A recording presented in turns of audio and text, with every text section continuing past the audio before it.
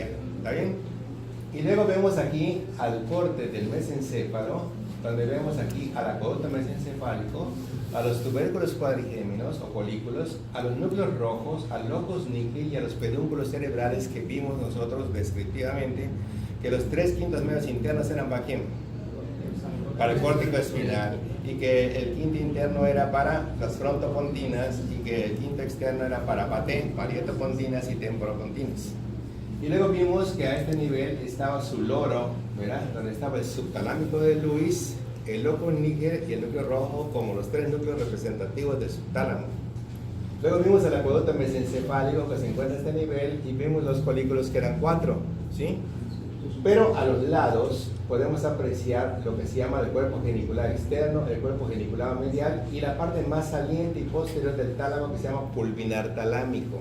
¿Está bien? La parte más posterior de los tálamos es el pulvinar talámico.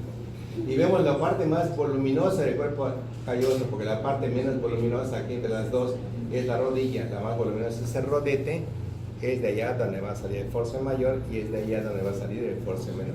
¿Está bien?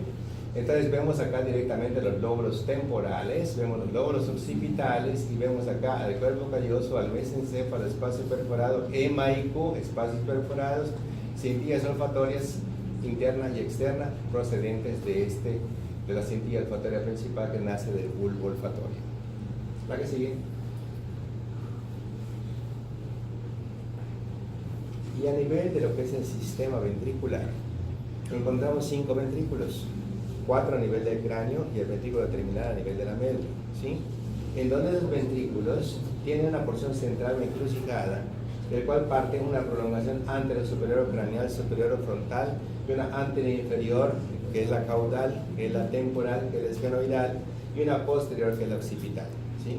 Y los agudos de Monro, que comunican al tercer ventrículo, que está perforado por la masa intertalámica, y el acueducto mesencefálico, que nos comunica al cuarto ventrículo, donde están los agudos de Luschka lateralis y de Magén de medio, para que salga el líquido directamente al espacio paranoideo y se reabsorba en el seno sagital superior. Y por otro lado, como condición Rafael hace un momento, los plexos coroides de todos los ventrículos producen el líquido cefalorraquídeo. ¿Está bien? ¿La que sigue?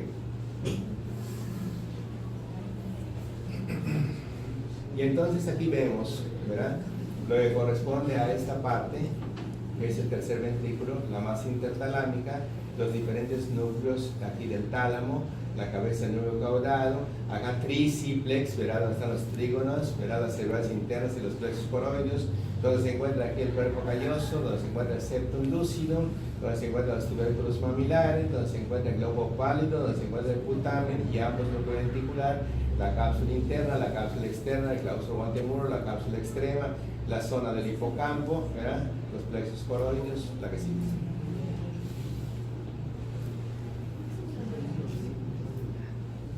Y allá nada más es algo representativo de cómo está el líquido cefalorraquídeo produciéndose de los plexos coroideos, cómo va circulando por el espacio paranoideo y finalmente cómo se reabsorbe a nivel del seno sagital y del seno sagital a la circulación general. ¿La que sigue? Y a nivel de lo que es esta partecita que corresponde a lo que es la cápsula interna, a lo que corresponde a que no existe comunicación en este corte, pero que en este nivel sí hay una comunicación FUC, que era putamen, que es el núcleo externo, con la cabeza del núcleo caudado. Es lo último que se descubre del cuerpo estriado, se llama neoestriado. ¿Ok? Y entonces vemos directamente acá plexos coroideos y vemos al force mayor y vemos a la cápsula interna. Recuerden que habían 4 segmentos, uno frontal, o sea, uno anterior, un segmento posterior, uno que pasa debajo de este para irse acá, que es el sublentiforme, y otro que viene hacia atrás y se dirige hacia atrás, se llama retrolentiforme, ¿sí? En donde habíamos visto que el segmento anterior tenía ratem. ¿Está bien? ¿Está bien? Entonces, ¿se llama? Raten no es el de allá, Raten es otro. Entonces, el segmento anterior, ¿qué tiene?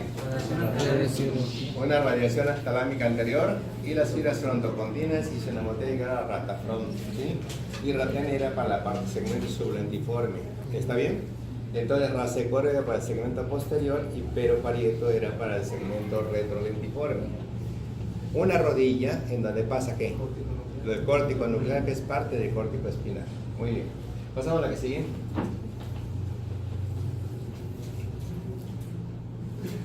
Aquí tenemos lo que corresponde al núcleo lenticular. Vean cómo está el tálamo.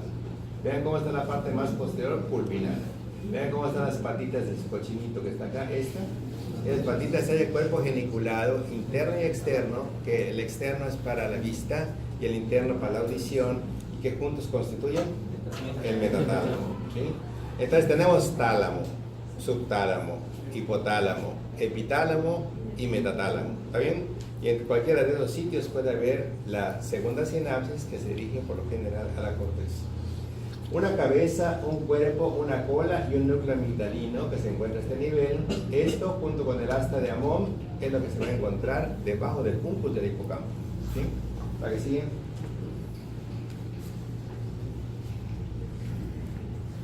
Y aquí podemos ver una vista superior donde se ve lo voluminoso de la cabeza del núcleo caudado, en donde se ve acá el tecto mesencefálico, donde se ve el epitálamo sapétrico, donde se ve triciplexo, donde está el trígono, cerebrales internas y plexos coroideos, donde se ve toda la extensión del trígono saliendo desde abajo, desde el asta de Amón, y tener directamente las dos venas, que una está sobre el plexo coroideo, que es esta, correcto, y otra que se encuentra aquí.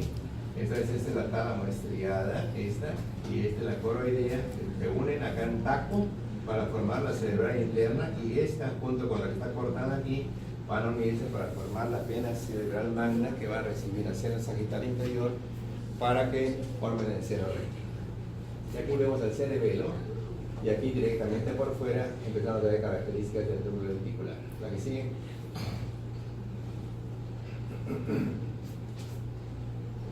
En el tálamo existen normalmente los núcleos interlaminares, el núcleo dorsal, ¿sí? Pasa la que sigue.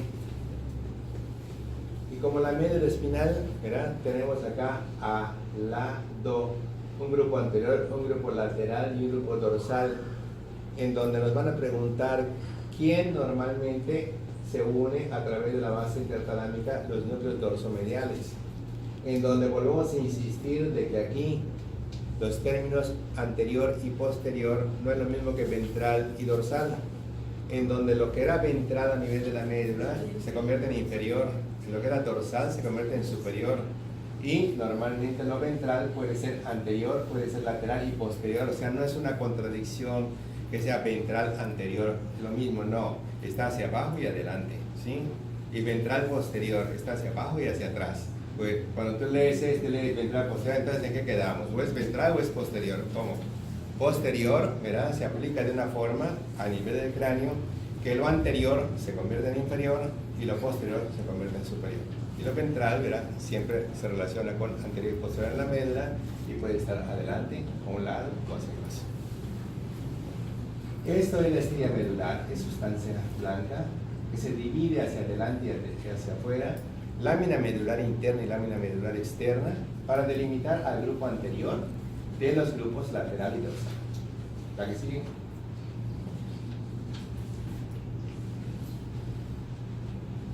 Y entonces, haciendo un corte, podemos apreciar que lo único que le falta al ventrículo lateral aquí, porque tiene la prolongación occipital y la prolongación esfenoidal, pues es la prolongación frontal, porque el corte se lo llevó, ¿verdad? Y podemos apreciar dónde se inicia el asta de Amón, ¿verdad? Dónde está la parte de la fimbria, dónde está la comisura del hipocampo, ¿verdad? Cómo está el septum lucidum, cómo están las cabezas de los núcleos caudados, todo esto en esta vista perfecta que tiene un rodete o esplenio, una rodilla del cual parte el forceps menor, y de aquí del cual parte el forceps mayor. ¿La que sigue? Y acá tenemos a lo que es el asta de Amón, la parte de la fimbria, ¿verdad? Este es el pilar posterior, este es el cuerpo, este es el pilar anterior y este es el tubérculo maxilar. ¿La que sigue? ¿La que sigue? En el cerebelo vamos a encontrar que existen tres caras del cerebelo. ¿Qué cara sería? Si digo que tiene tres caras del cerebelo, ¿qué cara se les ocurre? Anterior, ahí va. posterior, Este es el cerebelo, así está. O sea, estamos en la fosa craneal posterior, existe el cerebelo, ahí está. ¿Qué caras? Anterior, Superior, inferior y posterior. superior e inferior, ¿sí? ¿Cuál es la dirección del cuello del fémur? Side. Es lo mismo. Es superior, inferior y anterior, ¿sí? Entonces las caras del cerebelo es igual al cuello, ¿sí? Side, que es superior, anterior e inferior, ¿sí? La otra es superior, anterior e interna. ¿Está bien? Este es el lóbulo anterior. Vean de qué tamaño está. Chico. Vean el color verde. El lóbulo posterior tanto está arriba como también está abajo. Y hay un lóbulo pequeñísimo de color azul que vamos a ver ahorita, que es el lóbulo flóculo nodular, que es para el equilibrio, que parece un útero y sus trompas y sus ovarios, ¿sí? Veamos la vista inferior. 3 lóbulos entonces. ¿Sí? ¿La que sigue? Aquí está. Anterior. Allá. Ese es el lóbulo posterior. Sí, sí. El lóbulo anterior es pequeño. Y luego viene el verde que vieron arriba y que lo ven abajo también, ¿sí? Y aquí aparece este chiquitito que parece un útero, trompas de ovarios, que corresponde normalmente al lóbulo flóculo nodular. Este es del equilibrio, este es el que se desarrolló primero, ¿sí? Ese que contiene las especies menores, los anfibios, los peces, contienen a este es el equilibrio, ¿sí? Entonces vamos a encontrar que estas son las amígdalas cerebelosas, que es normalmente cuando existe un aumento de presión intracraneal por una hemorragia cerebral. El punto más vulnerable es el agujero occipital. Entonces aumenta la presión y entonces el tallo cerebral se tiende a ir hacia abajo, así en dirección a la médula espinal, en dirección al canal vertebral. Y cuando se va para abajo, el cerebelo también está presionado para que se cierre. Y entonces es lo que se llama abrazo mortal de las amígdalas cerebelosas. No que las amígdalas sean mortales y que vengan, no, sino que la presión hace que el cerebelo se empiece a cerrar y presiona al tallo cerebral y viene la muerte, ¿sí? Pasamos a lo que sigue. Y aquí vemos, ¿verdad?, lo que son los núcleos, que de la línea media hacia afuera es faquete, donde está el fastigial, la G de globoso, la E de emboliforme y densado, que es el más grande, más externo, que tiene forma de una bolsa arrugada, que es normalmente el sitio donde sale la vía eferente principal del cerebelo, donde sale el fascículo dento-rubro-talámico, ¿sí? Entonces, casi siempre la respuesta aquí de los núcleos del techo de todos los maestros es del núcleo dentado, ¿sí? Pues alguien pregunta, ¿es el núcleo más grande del techo del cerebelo? Dentado. Es un núcleo que su apariencia semeja una bolsa arrugada, núcleo dentado. Es el núcleo de donde se origina normalmente la vía eferente principal del cerebelo, núcleo dentado. Es el núcleo más externo de los núcleos del techo, núcleo dentado. O sea, respuesta al núcleo dentado. Ese es normalmente lo que está. ¿Ahí sí?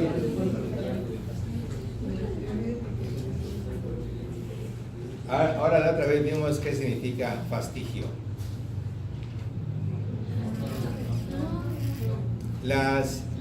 En Alemania, por ejemplo, aquí hay algunas casas que tienen 4 aguas, ¿está bien? Así, 4 aguas, ¿está bien? Entonces, el ápice de esas 4 aguas es donde confluyen las 4 caras hacia arriba, el ápice, la parte más alta. Y la parte que queda por debajo del ápice, escondidita allá abajo, se llama fastigio. Entonces, el primer núcleo pasa al anterior. Esta es la línea media y esta es la parte más alta. Esto. Fastigio está en la parte más alta, o sea, en un corte, está así, el cerebelo, así, y aquí está, en la parte más alta que tiene el cerebelo de esa área, ¿sí? Núcleo fastigiado. Aquí sí. Muy bien. Llegamos al tallo cerebral. En el tallo cerebral, que mide 7.5, 1.5, 2.5 y 3.5, ¿está bien? Encontramos a esto que se llama mielencéfalo, encontramos a esto que se llama metencéfalo, encontramos a esto que se llama mesencéfalo, encontramos a esto junto con el cerebelo que se llama rombencéfalo, ¿está bien? Encontramos una cavidad romboidal, cuarto ventrículo, encontramos las estrías medulares que corresponden a los axones de la segunda neurona de la vía auditiva. Encontramos 10 triángulos a este nivel, donde está la eminencia teres o colículo facial, ala blanca interna, trígono del hipogloso, y luego las áreas vesticulares que están a los lados y los trígonos vagales que están de cada lado, por debajo de los cuales se encuentra el núcleo visceral más importante parasimpático, que es el núcleo dorsal del vago, ¿sí? ¿Se acuerdan que eran 4 núcleos? Es asado, el hierbuespa, salival y dorsal del vago. Bueno, ahí se encuentra este. Hay 3 pedúnculos, el superior, el medio y el inferior, en donde el superior conecta al mesencéfalo, el medio, que es todo este volumen, al puente, y este pedacito que se encuentra acá a lo que es el bulbo, ¿está bien? En donde van a haber 17 tractos que también vimos, ¿verdad? Donde el más sencillo era este ceroponto, donde estaban las serotoninérgicas y las pontocerebelosas, pero allá arriba habían 5 y acá abajo habían 9, nos hace una total de 17 tractos. ¿Sí? El core besatri, cerebelo veré, era el que estaba acá abajito, ¿verdad? Y allá arribita el triste cerebrodente, o sea, una serie de tractos de los cuales vamos a encontrar aquí arriba. Vemos una serie de abultamientos en la porción cerrada del bulbo, gocé, col, cuñatus y espinal, con surcos medio, intermedio y lateral. Con un surco retroolivar, donde está el hipogloso, que es donde está glosofaríngeo espinal y neumogástrico, y un surco preolivar donde se encuentra el hipogloso, y las pirámides que hacían el nemoteico de Pío. Si nos vamos del bulbo, surco medio anterior, pirámide, ¿está bien? Surco preolivar, oliva, surco retroolivar, cuerpos restiformes o lo que se llama espinal de trigémino, y luego otro surco, y luego cuñatus, otro surco, luego gol y otro surco medio posterior. Es todo lo que vamos a encontrar en un corte transversal del bulbo. ¿Va que sigue? El único nervio que sale por el dorso, patético troclear. Y en la vista anterior vemos que los núcleos, o sea, los nervios, el primero y el segundo no tienen nada que ver con el tallo cerebral, pero el tercero está en el espacio interpeduncular, el cuarto viene de atrás, el quinto en la porción anterolateral con una rama voluminosa sensitiva y una rama delgada motora que va a acompañar al maxilar inferior, y luego AFA, que era abducens, facial y auditivo, en la unión bulo-protuberancial, el 12 que se encuentra en el surco preolivar, y el 9, 10 y 11 en el surco retroolivar, y en el surco medio anterior, en la parte baja, se encuentra la decusación de las pirámides, el 85% de las fibras se decusan, y el 15% restante sigue en el segmento anterior de la médula para luego decusarse a nivel medular. ¿Va que sigue?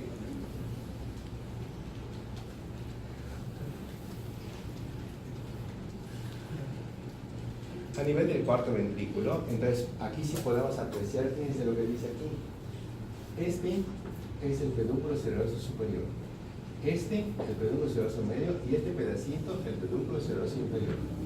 Las estrellas acústicas o barbas de cálamo, eminencia teres o folículo facial, área vestibular, ala blanca interna o trígono del hipogloso, los trígonos vagales. A este nivel se encuentran las áreas, el área postrema, que está relacionada con el náusea y vómito, y aquí en esta parte superior se encuentra lo que se llama locus cerelius, ¿verdad?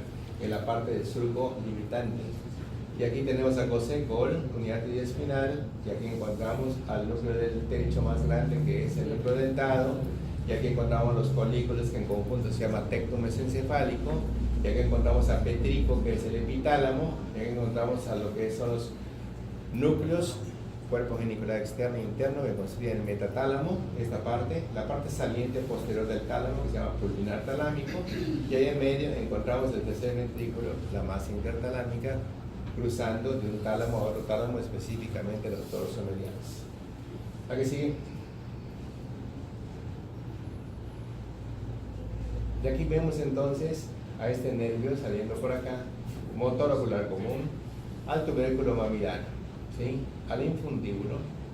Este es el tallo hipofisiario, y este es el infundíbulo, y aquí está el quiasma óptico, y acá está el pico, la lámina, y esto, i. Atravesado por la comisura blanca anterior, y atravesado por la comisura blanca posterior, ¿verdad? Y la anterior iba en 2 diademas, una uniendo los lóbulos frontales y otra uniendo los lóbulos temporales, y la posterior uniendo los lóbulos occipitales. Idénticos al force menor y al force mayor, pero mucho más pequeños. Pasamos a la que sigue.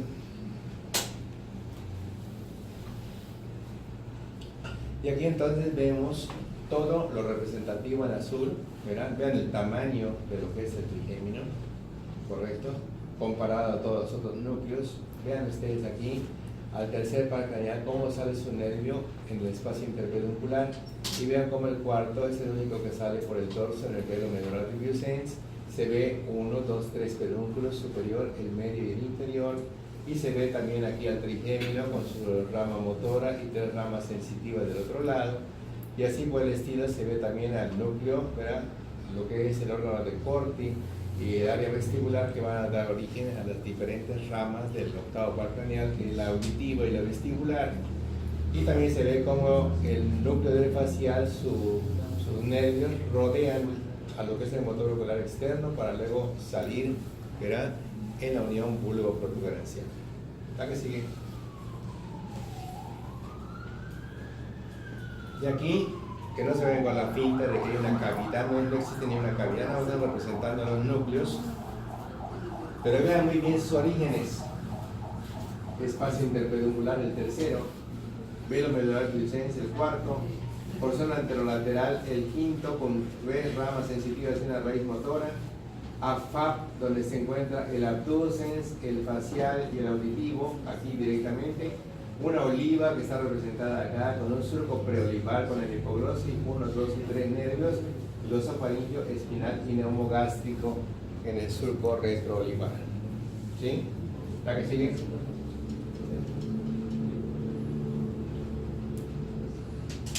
Y finalmente, la diapositiva que nos hace ver con ese proverbio que dice que vale más una fotografía que 1000 palabras, como el autor nos demuestra en azul todo lo sensitivo y en rojo todo lo motor. Pero no solamente es el hecho de marcarlos como tales, sino que al mismo tiempo nos indica que este azul se origina del tercio superior de la mucosa nasal en la zona junto a la lámina cribosa, que es el área olfatoria, en donde este va a seguir su camino a través del bulbo olfatorio, la cintilla olfatoria, y va a seguir por el hipocampo, todo lo que es el trígono, hasta llegar al tubérculo mamilar, al núcleo anterior del tálamo y susura caroso marginal, toda la vía de lo que corresponde al olfato. Y luego vemos que el globo ocular tiene una parte nasal y una parte temporal, de los cuales vemos como la parte nasal viene y se decusa aquí en el quiasma óptico, pero la parte temporal sigue por su nuevo camino, va a pasar por las cintillas ópticas y va a rematar en el cuerpo genicular externo, que es parte del metatálamo, donde a ese nivel va a ocurrir la segunda sinapsis, porque la primera ocurrió a nivel de la retina. ¿Se acuerdan ustedes que había foviga, fotorreceptores bipolares y ganglionares, pero que los fotorreceptores son receptores, no cuentan como una neurona? La primera neurona de esta vía son las bipolares y la segunda son los ganglionares, y la que forma el nervio óptico son los axones de la capa ganglionar. ¿Está bien? Y luego vemos acá que el 3, ¿verdad?, el 4 y el 6 son oculomotores, en donde está fácil porque el sexto se va al más externo, es el abducens, ¿verdad? Pama, que es el patético, que es el cuarto, se va al oblicuo mayor, y todos los demás que se quedan sin inervación, el motor ocular común, incluyendo al elevador del Müller, que está acá arriba del párpado superior. Y luego viene el trigémino con 3 ramas sensitivas o mami, y luego una raíz motora que va a tema TT, donde inclusive pone ya al temporal, al macetero y los pterigoideos localizados en dicha región. Y luego vemos que el facial tiene una rama que viene, atraviesa la parótida, se divide en tecido bumacer para inervar a todos los músculos de la mímica facial, y por otro lado una parte sensitiva que decíamos trigémini facial, 2 tercios anteriores de la lengua, globo, glosofaringio vago, la parte posterior. Y luego vienen 2 ramas que vienen siendo la vestibular y la rama auditiva, que ambas son sensitivas y están en azul. Y luego vemos al glosofaringio, que va a todos los músculos de la faringe, sal, espaco, salpingofaringio, estilofaringio, palatofaringio, consultorio superior medio inferior, y al tercio posterior de la lengua, para luego llegar al neumogástrico, que se encarga de ir por todos lados, ¿verdad?, incluyendo la tráquea, los bronquios, los pulmones, el corazón, el esófago, el estómago, el duodeno, el yeyuno, ilio, colon, etcétera, etcétera, haciendo una serie de plexos anteriores y posteriores, donde el izquierdo es anterior y el derecho es posterior. ¿Está bien? Sí, el izquierdo del anterior. No sé. Sí. Sí. Ah, entonces al revés, ¿verdad? Esta manita normalmente se va para acá y esta es la que viene por acá. El izquierdo está todos los anteriores y el derecho es posterior. Muy bien. Y aquí normalmente viene este para que veamos nosotros a los músculos del trapecio y del esternocleidomastoideo, que dijimos que son los que dividen normalmente nuestro cuello y le dan la forma a nuestro cuello, y son los que mueven al cuello, esos dos músculos inervados por el espinal, y finalmente todos los músculos de la lengua por el hipogloso, que es el duodécimo paracraniano. ¿Sí?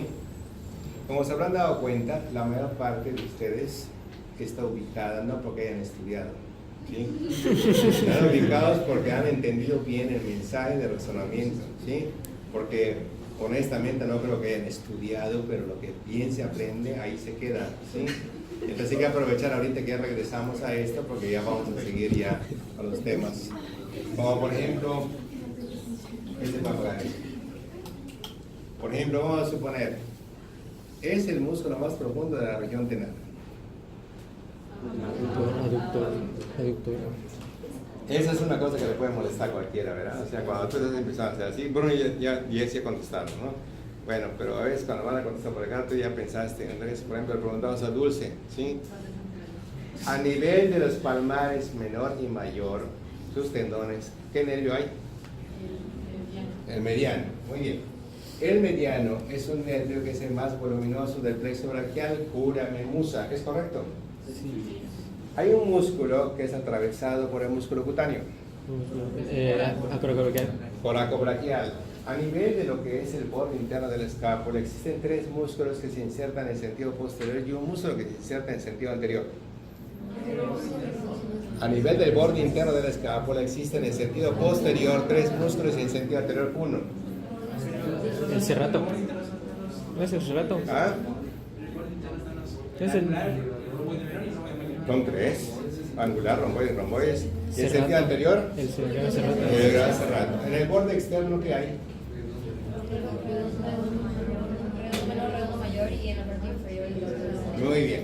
El dorsal ancho es un músculo enorme, ¿sí? Que va a participar como límite inferior de un triángulo de auscultación y va a ser un límite interno de otro triángulo que no tiene importancia. Por allá están recordando. Este músculo latísimo dorsal ancho se origina de la cresta ilíaca y en su porción más baja, en vista lateral, es el borde interno de un triángulo ahí abajo.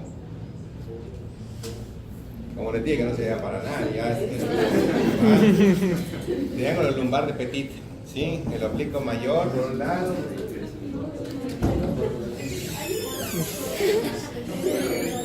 Y no me acuerdo de eso.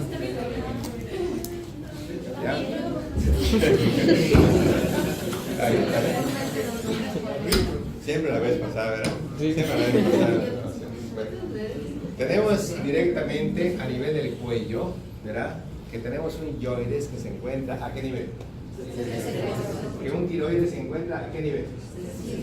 Que un cricoides se encuentra ¿a qué nivel? 6. Que existe un grupo de músculos que va al hioides y que se llama infrahioideo, cuya única condición es que estén por debajo del hioides, sino que lleguen al hioides, ¿verdad? Y un grupo suprahioideo, yo dije 1000 genes, que vienen de arriba hacia abajo, hacia el hioides, ¿está bien?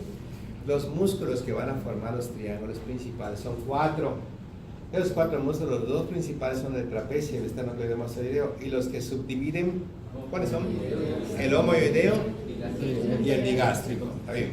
El digástrico normalmente parte de la ranura digástrica, viene al hioides y se proyecta hacia adelante a la fosa digástrica, ¿está bien? Y al luego una glándula submaxilar. Pero los bienes anteriores de ambos digástricos van a delimitar otro triángulo. Es ¿El submandibular? ¿Será? No. Submentoniano, exactamente, o suprahioideo, porque el submandibular es el que está acá, digástrico, submaxilar o submandibular. ¿Está bien? Un triángulo carotídeo superior, Fernando, ¿qué tiene de importante el triángulo carotídeo superior? La carótida interna. La división de la carótida primitiva en interna y externa. Hay un dato clínico, ¿verdad?, de disección de la carótida interna.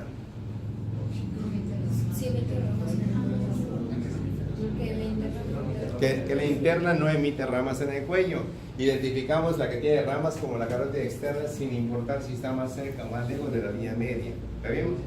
Esta carótida interna normalmente ni una rama en el cuello, se mete al cráneo, nos dan ramas carótico-timpánicos y se termina en OCC y ramos hipoficiarios. ¿Está bien? Hay una carótida, la carótida externa son ramas terminales. ¿Y el hito cuáles son? Temporal superficial y maxilar interna. Y la maxilar interna son ramas terminales esfenopalatina. Hago una disección, corto la piel, quito la fascia. ¿Qué encuentro? Al bíceps. Al bíceps braquial. Quito su porción corta, su porción larga y su porción distal. ¿Está bien? Lo levanto. ¿Qué voy a encontrar? Músculo cutáneo. ¿Sobre quién? El braquial anterior lo diseco, se inserta en el tubérculo coronoideo, lo quito completamente. ¿Qué voy a encontrar? Al húmero. Y al húmero agarro y corto con una cegueta, lo abro así. Atrás, ¿qué hay? Canal radial de torsión. ¿Qué se encuentra allá? Diana. Nervio radial. Y nada más hay un músculo que está encendido posterior. Llegamos al codo, ¿verdad? Y vamos a encontrar a meuvira. ¿Qué significa? Nervio mediano, el numeral, arterionumeral,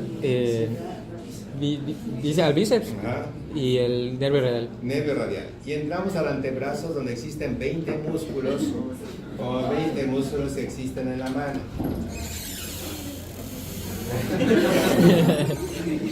Entonces, a nivel de lo que corresponde el antebrazo, el primer plano, muy bien, el segundo propapalbuso es el primer plano, el segundo plano, flexor común, el tercer plano, flexor común superficial, abajo flexor común profundo y flexor largo propio del lugar. Cuarto plano, pronador cuadrado. Llegamos a donde se encuentra el radio del cúbito, una membrana interósea, un ligamento de Weyrich, ¿está bien? Y nos vamos a la parte posterior donde existen dos planos. Swap, XXX y XS1. Y entre los dos hay un nervio. Rico, ramo interósea posterior. Llegamos a la mano y tenemos tres regiones. Tenar, medio palmar, hipotenar, 20 músculos. 4 en la región tenar. Pafo, 4 en la región hipotenar. No es pafo. Pafofa y pafo. Y 12 músculos en la región medio palmar. Lombricales e interóseos. 4 palmares, 4 dorsales, 4 lombricales. ¿Está bien?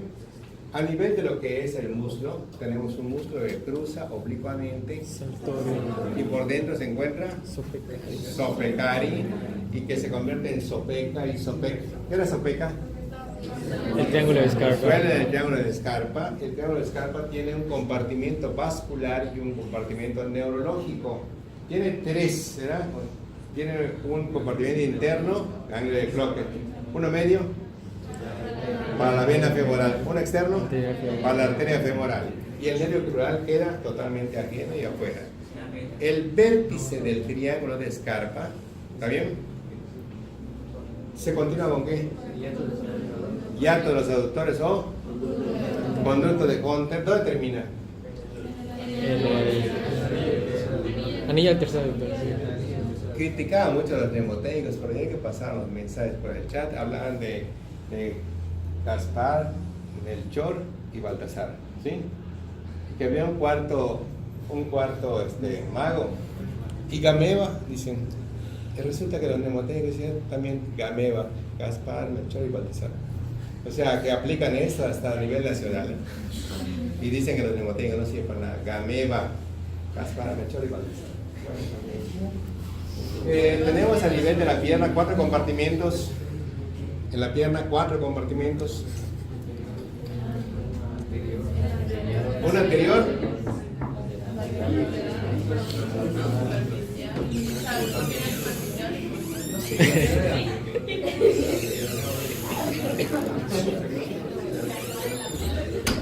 Uno anterior. Muy bien. El posterior profundo. Muy bien. ¿El posterior superficial? ¿El anterior? TXXP, ¿no? ¿Lateral? Ok. Llegamos al pie, ¿correcto? Y estamos en la planta del pie. Primer plano. Segundo plano.